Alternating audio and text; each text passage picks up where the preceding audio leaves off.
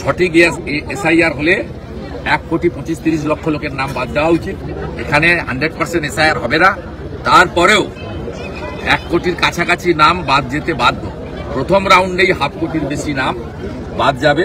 সোফার মাই information and knowledge 41 লক্ষ নাম অলরেডি ডিলিটেড। অতএব আপনারা দিদির ভূত আর পিসির ভূত করুন আর দুধ করুন, এবারে কোনো লাভ হবে না, কোনো লাভ হবে না। আপনারা যেমন সক্রিয় তার থেকেও অতি সক্রিয় আপনাদের যারা সরাতে চায়। বিরোধী দলনেতা শুভেন্দু অধিকারীর একটা ছোট্ট বক্তব্যের অংশ দেখিয়ে পর্বটা শুরু করলাম, যেখানে তিনি মারাত্মক দাবি করেছেন এবং তার দাবি একেবারেই সর্বৈব সত্য যে এই মুহূর্তের মধ্যে দাঁড়িয়ে 41 লক্ষ নাম বাদ পড়ে গিয়েছে খসড়া তালিকা থেকে। যদিও আপনারা জেনে গিয়েছেন যে এই মুহূর্তে বেশ কয়েকটি পরিবর্তন করা হয়েছে, কয়েকটি পরিবর্তন সম্পর্কে আপনারা অবগত রয়েছেন, কয়েকটি পরিবর্তন আপনারা জানেন না। বিগত কয়েকদিন ধরে আপনাদের মানে সত্য খবর তুলে ধরার জন্য কয়েকটা নিরাশাময় খবর জানাতে হয়েছিল আমাকে। সেখানে আমি বলতে বাধ্য হয়েছিলাম যে পশ্চিমবঙ্গে এসআইআর এর খেলা কার্যত শেষ। তার কারণ যেভাবে মমতা বন্দ্যোপাধ্যায় বা তৃণমূল কংগ্রেস একেবারেই ডেটা এন্ট্রি অপারেটরদের দিয়ে যেভাবে বাংলাদেশিদের নাম তুলে রাখার ব্যবস্থা করছিল, সেই খেলাটা যদি নির্বাচন কমিশন ধরতে না পারে তাহলে এই পুরো এসআইআর প্রক্রিয়ার কোনো মানেই থাকে না।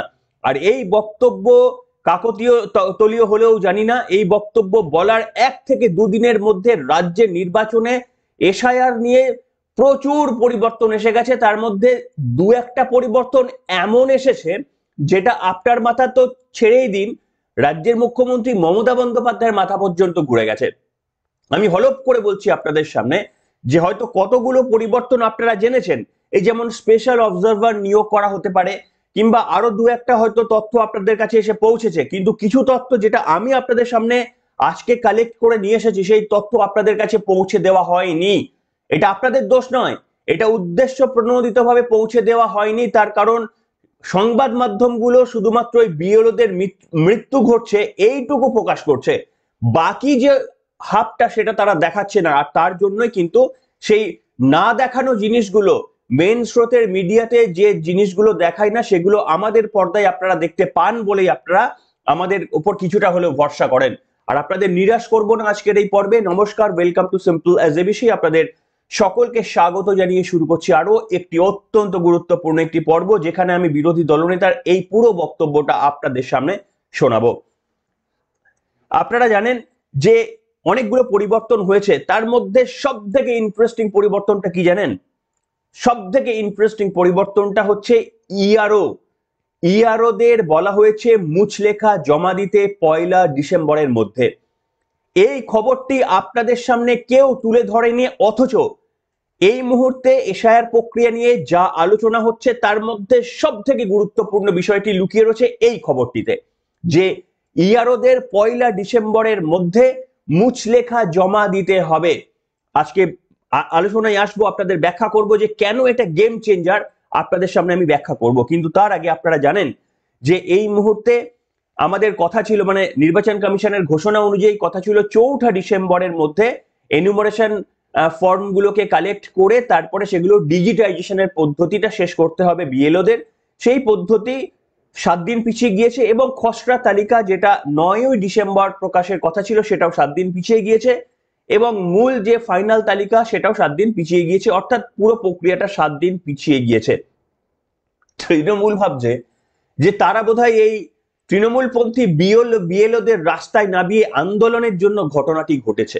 আসলে তা নয়, ঘটনাটি একেবারেই তা নয়। ঘটনাটি ঘটেছে নির্বাচন কমিশন উপলব্ধি করতে পেরেছে যে তথ্যটা আপনাদের সামনে আমি তুলে ধরেছিলাম, যে পশ্চিমবঙ্গে ভুয়ো তথ্য তুলে ধরা হচ্ছে, যাকে তাকে মা হিসাবে বাবা হিসাবে লিঙ্ক করে দিয়ে এই তথ্যগুলো তুলে দেওয়া হচ্ছে। এই ব্যাপারটি থেকে সমাধান পাওয়ার জন্য নির্বাচন কমিশন উঠে পড়ে লেগেছে। এইটা আমাদের কাছে তথ্য যেটা অত্যন্ত গুরুত্বপূর্ণ। তাই যে বিষয় নিয়ে চিন্তায় আমি ছিলাম, যে বিষয়ে চিন্তাটা আপনাদের মধ্যেও ছিল, আজকে কিছুটা হলেও নির্বাচন কমিশন যে পদক্ষেপগুলো নিয়েছে যখন বিশ্লেষণ করব তখন আপনি বুঝতে পারবেন যে মমতা বন্দ্যোপাধ্যায় এবার কিন্তু হক চকিয়ে গিয়েছেন। দেখুন, বিরোধী দলনেতা শুভেন্দু অধিকারী পরিষ্কারভাবে বলেছেন যে 41 লক্ষ নাম বাদ গিয়েছে এবং প্রকৃত এসআইআর হলে 1,20,00,000 ভোটারের নাম বাদ যাওয়ার কথা। সেই বক্তব্যটি আমি আপনাদের সামনে শোনাবো কিছুক্ষণ পরেই, কিন্তু তার আগে যে সব থেকে গুরুত্বপূর্ণ বিষয়টি আপনাদের সামনে আলোকপাত করব সেটা হচ্ছে ইআরওদের 1 ডিসেম্বরের মধ্যে তাদের মুচলেখা জমা দিতে হবে ডিস্ট্রিক্ট ম্যাজিস্ট্রেটের কাছে এবং সেই ডিএমরা তারা পাঠিয়ে দেবে, সেই মুচলেখা পাঠিয়ে দেবে নির্বাচন কমিশনের কাছে। কেন এটা করা হচ্ছে জানেন? শুনলে আপনারা মানে বুঝতে পারবেন যারা আমার খবরগুলো শোনেন।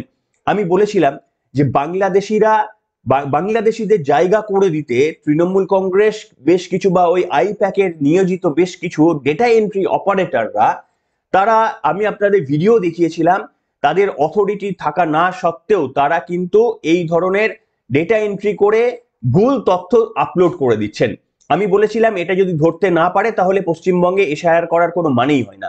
কিন্তু এরপরেই নির্বাচন কমিশন যে সিদ্ধান্ত নিয়েছে, ইআরওদের এবার শুধু মৌখিক কথার উপর বিশ্বাস করে নয় যে না তারা স্বচ্ছভাবে কাজ করবে, তারা নিরপেক্ষ ভাবে কাজ করবে, তৃণমূলের দলদাস হিসাবে কাজ করবে না, এবার তাদেরকে মুচলেখা দিতে হবে যে তারা কোনো প্রাইভেট ব্যক্তিকে মানে প্রাইভেট এজেন্সিকে দিয়ে কিংবা কোনো প্রাইভেট সংস্থাকে দিয়ে বা তাদের ব্যক্তিগত পছন্দের কাউকে দিয়ে ডেটা এন্ট্রি তারা করাতে পারবেন না। এই মর্মে তাদের মুচলেখা জমা দিতে হবে। অর্থাৎ যারা এই ভুলটি করে ফেলেছেন বা করার প্ল্যান করছেন, এই 1 ডিসেম্বরে তাদের মুচলেখা দেওয়ার পর বুঝতে পারছেন যে এই ধরনের কোনো কাজ তারা করতে পারবেন না। তাহলে বুঝতে পারছেন যে এইখানে ইআরওরা কতটা বড় ফাঁসবেন। তার কারণ তাদেরকে আইনি প্রক্রিয়ায় যুক্ত করার জন্যই এই সিদ্ধান্ত নিয়েছে নির্বাচন কমিশন। এতদিন পর্যন্ত যেটা মুখের কথায় ছিল, এবার লিখিত আকারে আইনি প্রক্রিয়ার মাধ্যমে এই কাজটি করার জন্য নির্বাচন কমিশন করেছে। এটা আপনারা সকলে বুঝতে পেরে গিয়েছেন। এরপরে আপনারা জানেন যে ফর্মের এখনো পর্যন্ত আপলোড হয়ে গিয়েছে, বিরোধী দলনেতা বলছেন সংখ্যাটা 41 লক্ষ বাদ পড়ে গেছে। আমি শোনাবো তার পুরো বক্তব্যটা। সেইখানেও নির্বাচন কমিশন সন্দেহ করেছে যে এইখানেও প্রচুর ভুল তথ্য উঠে গিয়েছে। সেই জন্যই একজন স্পেশাল অবজারভার সুব্রত গুপ্ত, আইএএস ক্যাডারের একজন অফিসার, তাকে পশ্চিমবঙ্গে special observer, special roll observer SRO হিসাবে নিযুক্ত করেছেন। শুধু তাকে নয়, তার আন্ডারে আরো 12 জন, তারা বিভিন্ন জেলায় এবং বিভিন্ন অঞ্চলে ঢুকে দেখবেন যে সত্যি সত্যি প্রকৃত অর্থে এই ডিজিটাইজেশনের প্রক্রিয়া থেকে শুরু করে পুরো প্রক্রিয়াতে কিভাবে কাজ করা হচ্ছে এই সংক্রান্ত একেবারে ডিটেল তারা রিপোর্ট জমা দেবে এবং তাদেরকে অনেকাংশেই একেবারে খোলাভাবে কাজ করার জন্য নির্দেশ দেওয়া হয়েছে, পারমিশন দেওয়া হয়েছে, অনুমতি দেওয়া হয়েছে নির্বাচন কমিশনের তরফ থেকে। অর্থাৎ যারা এতদিনে তুলে ফেলেছিলেন সেইগুলো পর্যন্ত ভেরিফাই করা হবে। যে ভুল তথ্যগুলো আপলোড হয়ে গিয়েছে ভাববেন না যে এইগুলো এমনি সেগুলোকে নির্বাচন কমিশন অ্যাকসেপ্ট করে নেবে। ইআরওদের কাজ হচ্ছে সেইগুলোর ফাঁকফোকর খুঁজে বার করা বা এমন কিছু সঙ্গতি খুঁজে বার করা বা অসঙ্গতি খুঁজে বার করা যেখান থেকে তারা বুঝতে পারবেন যে ভুল তথ্য কোন কোন জায়গা থেকে আপলোড করা হয়েছে এবং সেগুলোকে ডিটেকশনের প্রক্রিয়ায় বা কি। এটা 2 নম্বর অত্যন্ত গুরুত্বপূর্ণ একটি সিদ্ধান্ত নেওয়া হয়েছে। এরপরে আমি আপনাদের সামনে শুনিয়ে নিই বিরোধী দলনেতা কি বলেছেন, তারপরে আরো 2-3টি এমন মারাত্মক গুরুত্বপূর্ণ খবর শোনাবো যেটা সম্ভবত আপনি মিডিয়ায় চর্চায় শুনবেন না। এই জায়গাতে আমি বিরোধী দলনেতা তাকে 2-1 দিন ধরে একটু নিরাশাজনক বলে মনে হয়েছিল, তবে এই খবরে খুব স্বাভাবিকভাবে যে মাত্র প্রথম ধাপে এখনো কমপ্লিট হয়নি তাতেই 41 লক্ষ নাম বাদ চলে গিয়েছে। এটা একটা বড় খবর, যেটা ওই 20 লাখ 22 লাখ 23 লাখ এরকম হচ্ছিল। এই আমাদের বলার পর এবং নির্বাচন মানে সমস্ত বিরোধী পক্ষের তরফ থেকে আওয়াজ ওঠার পর, আপনাদের প্রত্যেকের মতামত জানার পর, মানে যখন একটা মানে আবহাওয়া বা ওয়েভ উঠেছিল, তারপরে নির্বাচন কমিশনের এই কাণ্ডগুলো কার্যত 41 লক্ষ এখনো পর্যন্ত নাম বাদ হয়েছে এবং সংখ্যাটা আরো অনেক বাড়বে। বিরোধী দলনেতা কি বলছেন অত্যন্ত গুরুত্বপূর্ণ, এখানে শুনুন। এই প্যাকের ওই ইতরগুলো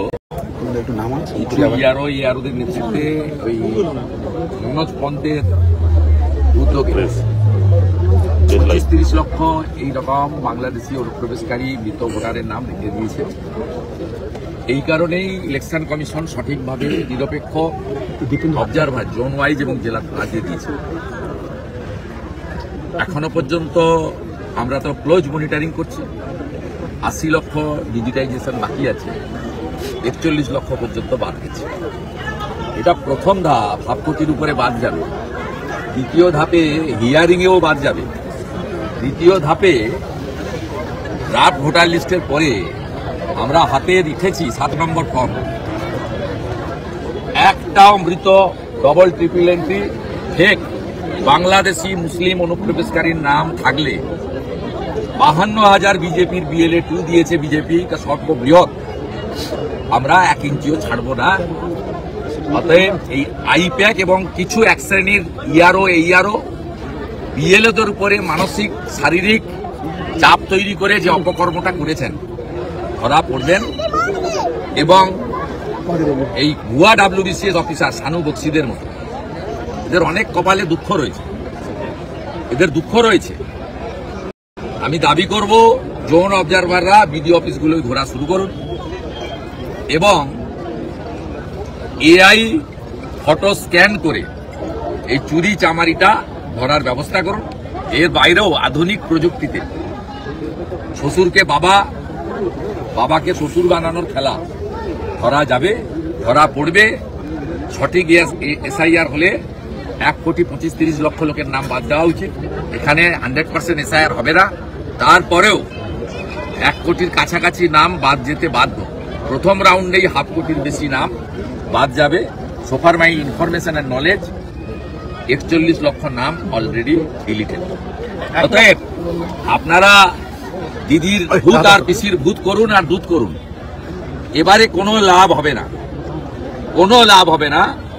আপনারা যেমন সক্রিয় তার থেকেও অতি সক্রিয় আপনাদের যারা সরাতে চায়, সে বিজেপির লোক শুধু নয়, অসংখ্য বেকার যুবক যুবতী, নিপীড়িত নির্যাতিত শোষিত যারা আপনাদের মুখ্যমন্ত্রীকে দলকে নিতে পারছে না, তারা কিন্তু এবারে জাগ্রত প্রহরীর কাজ করছে। তার ফল 7ই ফেব্রুয়ারি দেখতে পাবেন। এ তো সবে আর্লি মর্নিং, এখনো বেলা গড়ায়নি। শুনলেন তো? আপনারা নিশ্চিতভাবে বিশ্বাস করেন বিরোধী দলনেতার এই বক্তব্য সত্য? তার কারণ পশ্চিমবঙ্গে যে ধরনের ঘাপলা হয়েছে এটাকে সারিয়ে ফেলার জন্য, মানে এটা সারিয়ে ফেলতে গেলে মিনিমাম তো 1 কোটির উপরে নাম বাদ যাবেই আর কি। এবং আপনারা জানেন যে বিধানসভায় বিজেপি এবং তৃণমূল কংগ্রেসের ভোটের ডিফারেন্স ওই 45 লক্ষ 50 লক্ষের কাছাকাছি ম্যাক্সিমাম। কাজে এই পরিমাণ যদি স্বচ্ছভাবে এসআর প্রক্রিয়া হয় তাহলে তৃণমূল কংগ্রেস পশ্চিমবঙ্গের মাটি থেকে ধুয়ে মুছে সাফ হয়ে যাবে। আমি এইখানে আপনাদের সামনে আর একটা তথ্য বলবো। আচ্ছা, আপনারা জানেন যে আমাদের এই সংবাদ মাধ্যমগুলো কিভাবে আপনাদের ঠকাচ্ছে প্রত্যেক দিন? আমি আপনাদের সামনে বলছি, প্রত্যেক দিন এরা কি খবর করে যে এই BLO মৃত্যু হয়েছে, ওই BLO চাপে পড়ে গেছে, এই BLO হসপিটালাইজ হয়েছে। আমি একটা ঘটনাকেও ছোট করে বলছি না, তার কারণ আমি সরজমিনে গিয়ে দেখিনি। আমি এটাও দাবি করছি না যে ওই ঘটনাগুলো মিথ্যে, কিন্তু আমার বক্তব্য হচ্ছে সেই ঘটনাগুলো সত্য না মিথ্যা সেটা নিশ্চিতভাবে প্রশাসন যেমন দেখবে, স্বচ্ছ এবং নিরপেক্ষভাবে নির্বাচন কমিশনকেও সেই ব্যাপারটা দেখতে হবে। কিন্তু শাসক দলের একটু বেশি কি BLO প্রীতি বা প্রেম আপনারা দেখছেন না এক্ষেত্রে? যে নির্বাচনের সময় এত মানুষ মারা যায় তখন শাসক দলের প্রেম এবং প্রীতি উতলিয়ে পড়ে না, অথচ BLOদের একেবারে তাদের জন্য যেন তাদের একটু চুল কেটে গেলেও যেন Trinamool Congress high high high high করে উঠছে। তাদের বাড়ির লোক যত কান্নাকাটি করছে তার থেকে বেশি কান্নাকাটি তৃণমূল কংগ্রেস করছে। অথচ যে খবরটা আপনাদের সামনে দেখানো হচ্ছে না, নির্বাচন কমিশন বেশ কয়েকদিন আগে এই যে BLOদের তাদের পারিশ্রমিক বৃদ্ধির জন্য যে সিদ্ধান্ত নিয়েছিল দেশব্যাপী, সেটা সমস্ত দেশে লাগু হয়ে গেল, পশ্চিমবঙ্গে সেটাকে লাগু করতে দেওয়া হচ্ছে না। BLOদের 6,000-এর পরিবর্তে 12,000 টাকা দেওয়ার সুপারিশ করা হয়ে, সুপারিশ নয়, সিদ্ধান্ত নিয়েছিল নির্বাচন কমিশন। যারা BLO সুপারভাইজার রয়েছে তারা 12,000-এর জায়গায় তাদের 18,000 টাকা পাওয়ার সিদ্ধান্ত নিয়েছিল নির্বাচন কমিশন। অন্যান্য সমস্ত রাজ্যে এই প্রক্রিয়া মেনে নিলেও পশ্চিমবঙ্গে রয়েছে তৃণমূল কংগ্রেস সরকার, যারা BLOদের দুঃখে একেবারে বিগলিত হয়ে পড়ছেন, একেবারে সবাই মিলে ভিড় করে ফুল মালা বেলপাতা যা যা প্রয়োজন সব নিয়ে চলে যাচ্ছেন। মানুষটি বেঁচে রয়েছেন, অনেকটা অপেক্ষা এইরকম যে ভগবান না করুক মরে গেলেই তাদের সুবিধা হয়, এইরকম একটা অ্যাটিটিউড নিয়ে তারা ঘুরে বেড়াচ্ছেন। মৃত্যুর রাজনীতি যখন করার চেষ্টা করছেন তখন এই BLOদের ন্যূনতম পারিশ্রমিক যেটা 6,000 থেকে বেড়ে 12,000 টাকা হলো, সেইটুকু করার সিদ্ধান্ত নিতে পারলো না রাজ্য সরকার। নির্বাচন কমিশন এটা নিয়ে নোটিশ জারি করেছে। তারা আবারও এই যে প্রতিনিধি দল গিয়েছিল তাদেরকে মনে করিয়ে দিয়েছে যে আপনারা বরঞ্চ বাড়ি গিয়ে এইটা করুন, কারণ সমস্ত রাজ্যে হচ্ছে, আপনারা এইটাকে বাড়ানোর চেষ্টা করুন। তৃণমূল কংগ্রেসের তরফ থেকে কি করা হলো, একটা প্রেস কনফারেন্স করা হলো। সেই প্রেস কনফারেন্সে বলা হলো যে আগে নরেন্দ্র মোদীকে সমস্ত টাকা মিটিয়ে দিতে বলুন, তারপরে আমরা বিএলওদের মানে 12,000 টাকা কেন, আমরা 50,000 টাকা করে দিয়ে দেবো। পার্থ ভৌমিক প্রেস কনফারেন্স করে এই বক্তব্য বললেন। আপনি বুঝতে পারছেন যে পশ্চিমবঙ্গে তার মানে যে কোনো উন্নয়ন কাজ করার জন্য আমাদের তৃণমূল কংগ্রেসের সরকার বিজেপির ওপর ডিপেন্ডেন্ট হয়ে বসে আছে, কেন্দ্রীয় সরকারের ওপর ডিপেন্ডেন্ট হয়ে বসে রয়েছে। আর ভারতবর্ষের এতগুলি রাজ্যের কোন রাজ্যকে কেন্দ্রের ওপর এতটা ডিপেন্ডেন্ট থাকতে হচ্ছে না। অর্থাৎ এরা যে অযোগ্য, এর থেকে বড় প্রমাণ আর হয় না। নিজেদের অযোগ্যতার প্রমাণ এরা নিজেরা প্রেস কনফারেন্স করে দিয়ে দিয়ে বলছে যে আমরা মাত্র 6,000-এর জায়গায় 12,000 টাকা করারও পর্যন্ত আমাদের সামর্থ্য নেই। সেই টাকাটা জোগানের জন্য আমাদের কেন্দ্রীয় সরকারের ওপরই আমাদের তাকিয়ে বসে থাকতে হবে, অথচ ফুল এবং বেলপাতা মিষ্টি যা যা লাগে সেইগুলো নিয়ে তারা রেডি হয়ে বসে রয়েছে, যে যখন যেখানে প্রয়োজন সেখানে তারা ঝাঁপিয়ে পড়ছেন, বিএলওদেরকে নিয়ে একেবারে তারা ঝাঁপিয়ে পড়ছেন। এবার বলুন, একটা বিএলও সংগঠন রাস্তায় নামছে এই আন্দোলন করতে যে আমাদের ভাতা বৃদ্ধি যেটা 6,000 টাকা করা হয়েছিল সেটা অবিলম্বে 12,000 টাকা করা হোক। একটা বিএলও সংগঠন রাস্তায় নেমেছে, একটা সংবাদ টিভি চ্যানেলে এই ডিসকাশনটা আপনারা শুনছেন, যত না ডিসকাশন শুনছেন বা খবর মানে রিমোট টিপলেই যত না দেখছেন যে কেউ অসুস্থ হয়ে গিয়েছেন, কেউ কাজের চাপ আর নিতে পারছেন না, কেউ হুড়মুড়িয়ে কেঁদে ফেলছেন, এই যে সমস্ত ঘটনাগুলো দেখছেন, একটাও কি দেখছেন যে হ্যাঁ এরা এত পরিশ্রম করছে অথচ এদের ন্যূনতম পাওনাটা পর্যন্ত রাজ্য সরকার মিটিয়ে দিচ্ছে না? এইটুকু না নিউজ চ্যানেল আপনাদের সামনে দেখাচ্ছে, না এই তথ্যটা তৃণমূল কংগ্রেস প্রকাশ্যে আনছে, বিএলওদের মানে আহা আহা করছে, আর না বিএলওদের কোনো সংগঠন রাস্তায় নেমে বলছে ভাই আগে 6,000-এর বদলে 12,000 দাও, তারপরে ফুল বেলপাতা মিষ্টি নিয়ে আমাদের বাড়িতে হাজির হয়েও, তার আগে হওয়ার তোমাদের প্রয়োজন নেই। এই হচ্ছে পরিস্থিতি। তার কারণ তৃণমূল অত্যন্ত ভয়ানক জায়গায় রয়ে গিয়েছে। তারা খেলাটা মধ্যেখানে খেলে ফেলেছিল। সেই খেলাটা তারা ভেবেছিল যে ভুল তথ্য তুলে দিয়ে তারা অ্যাকচুয়ালি যতটা পারবে নাম তুলে দেওয়ার চেষ্টা করবে। কিন্তু সেইখানে আমি আপনাদের সামনে যখন এই তথ্যগুলো এনে বললাম যে এসআর প্রক্রিয়াটা কার্যত পশ্চিমবঙ্গে বিফল হতে চলেছে, তারপরেই বেশ কয়েকটা বড় বড় সিদ্ধান্ত, সেটা হচ্ছে এসআরও নিয়োগ থেকে এসআরওর আন্ডারে 12 জন প্রত্যেকটি জেলায় বসে বসে কাজ করবে, যেমনটা বিরোধী দলনেতা শুভেন্দু অধিকারী বললেন। এবং শুধু তাই নয়, এই যে ইআরওদের মুচলেখা জমা দিতে হবে যে তারা কোনো প্রাইভেট ডেটা এন্ট্রি অপারেটরদের দিয়ে তারা তথ্য তুলছেন না, যদি তুলে থাকেন তাহলে এদের দায় এবং দায়বদ্ধতা প্রত্যেকটি তাদের। তার কারণ নির্বাচন কমিশন যদি তর্কের খাতিরে কোনো একটি ইআরওর জুরিডিকশনে যদি 100টা লোকের ভুল তথ্য পায়, তার মানে ওই ইআরও সঠিকভাবে কাজ করেনি, আইনগত ব্যবস্থা নেওয়া যেতে পারে ওই ইআরওর বিরুদ্ধে। এবং ওই ইআরওর আন্ডারে যতগুলো বিএলও করেছে তারাও কিন্তু তাদের স্ক্রুটিনির আওতায় আসবেন এবং পুরো প্রক্রিয়াটার প্রয়োজন পড়লে আবারও হয়তো তারা করতে পারেন বা সেই নির্দেশ দিতে পারেন। তাই আমার মনে হয় যত এরা ডিলে করবে, যতক্ষণ না নির্বাচন কমিশন স্যাটিসফাইড হচ্ছে যে এই পুরো প্রক্রিয়াটা নিয়ে তারা একেবারে সন্তুষ্ট, যদি ভাবে যে এই এক সপ্তাহ পিছিয়ে দেওয়ার ফলে তৃণমূল কংগ্রেসের লাভ হলো, তারা মূর্খের সঙ্গে বাস করছে। তার কারণ আগামী 5ই মের আগে একটা নির্বাচন সুষ্ঠুভাবে সম্পন্ন হওয়ার পর কিন্তু যদি মানে মুখ্যমন্ত্রীকে বেছে নেওয়া না যায় তাহলে রাষ্ট্রপতি শাসন অপেক্ষা করবে, সেটা নিশ্চিতভাবে মমতা বন্দ্যোপাধ্যায় কামনা করছেন না।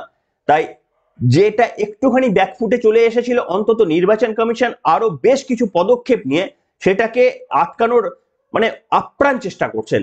আমাদের এবার লক্ষ্য রাখতে হবে যে এই জায়গা থেকে আমরা এইখানটাই আমরা নিয়ে আসতে চেয়েছিলাম, এইখানটাই আপনাদের সচেতন করেছিলাম, আপনাদের সামনে ট্রান্সপারেন্টলি একেবারে বলে দিয়েছিলাম যে এইখানে ঘাপলা হচ্ছে, আর তারপরেই ঠিক সেই জায়গাতেই যখন ব্যবস্থা নেওয়া হচ্ছে আবারও আশার আলো আপনাদের সামনে তুলে ধরলাম।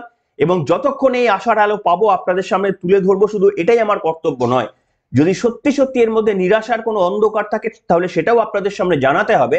এবং আপনাদের গলার আওয়াজ, আপনাদের কমেন্ট, আপনাদের বক্তব্য কার্যত প্রত্যক্ষভাবে পরোক্ষভাবে অ্যানালিটিক্স এর মাধ্যমে কোনো না কোনো ভাবে এআই এর মাধ্যমে কারুর না কারুর কাছে পৌঁছাচ্ছি, এই কথা মনে রাখবেন। কাজে সকলেই পার্টিসিপেট করবেন। মনে রাখবেন ওয়েব বা ভাইভ তার একটা নিজস্ব জোর রয়েছে, তরঙ্গের একটা জোর রয়েছে। আমরা সকলেই পজিটিভ তরঙ্গে কথা বলি পশ্চিমবঙ্গকে বাঁচানোর জন্য। আসুন এখনকার মতো এখানে।